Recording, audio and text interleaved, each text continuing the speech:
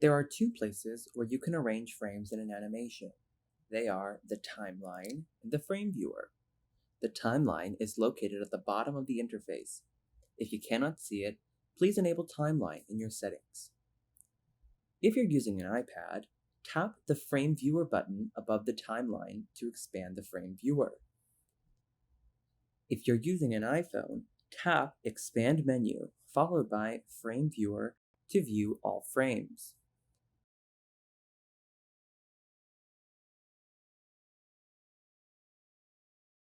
If you want to duplicate your frames, select as many as you would like, followed by Duplicate.